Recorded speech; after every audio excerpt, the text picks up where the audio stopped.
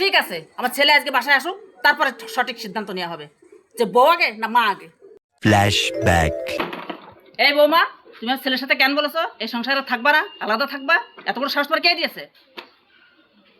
হ্যাঁ, বলিসি আলাদা হওয়ার কথা। বলবো না তা কি করব?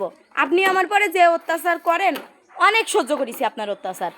আর একটু আপনার অত্যাচার সহ্য করব না, আমি আলাদাই হয়ে যাব। আমি যত ভালো কাজই করার চেষ্টা করি না কেন, আপনার চোখে আমি সব সময় অপরাধী। আপনি সব সময় আমার কাজের খুঁত ধরেন। আমার চলা ফেরা খাওয়া দাওয়া সব কিছুতে আপনার সমস্যা। তাহলে আমি এক সংসারে কেন থাকবো? আমি একটা অসুস্থ মানুষ, কাজ কাম কিছুই করতে পারি না। যদি চলে যাও তাহলে আমাকে কে দেখবে? কারো কথা চিন্তা না করে নিজের আরামায়েশের জন্য চলে যেতে চাচ্ছ। আমি তো ছেলেটা কষ্ট করে মানুষ করেছি, এমন তো না তুমি বাপের বাড়ি থেকে নিয়ে এসো। তাহলে তুমি আলাদা হওয়ার এই সিদ্ধান্ত নেওয়ার কে? পরের মেয়েরে বলার সময় তো কম বলেন না। নিজে কোনো কাজ কাম করে খাওয়ার গুণ নেই, তা পরের মেয়েরে এত কথা কি করে বলেন?